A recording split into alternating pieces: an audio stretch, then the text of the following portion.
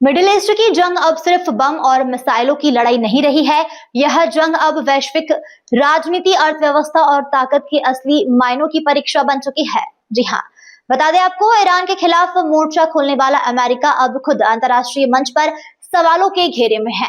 और सबसे बड़ी बात यह है कि उसके पारंपरिक सहयोगी देश भी अब आंख बंद करके साथ खड़े होने को तैयार नहीं है। यूरोप से लेकर एशिया तक एक नई दूरी साफ दिखाई दे रही है। ऐसे में यह सवाल उठता है कि क्या ट्रंप इस जंग में अकेले पड़ते जा रहे हैं, और अगर ऐसा है तो फिर इसका असर भारत जैसे देश पर इतना गहरा होगा।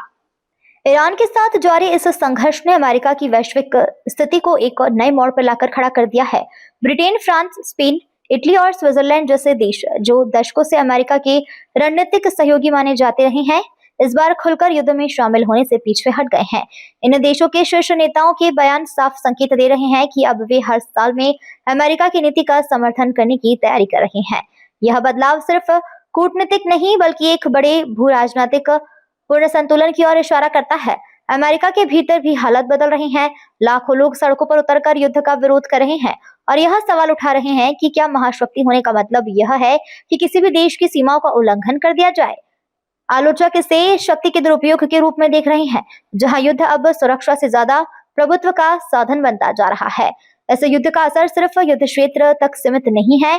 इजराइल और लेबनान के बीच बढ़त तनाव और खाड़ी देशों की बढ़ती भूमिका और मुझ जैसे रणनीतिक मार्गों पर खतरा पूरे मिडिल ईस्ट को अस्थिर बना दिया गया है। इसका सीधा असर वैश्विक तेल बाजार पर पड़ रहा है, जहां कीमतों में तेजी देखने को मिल रही है।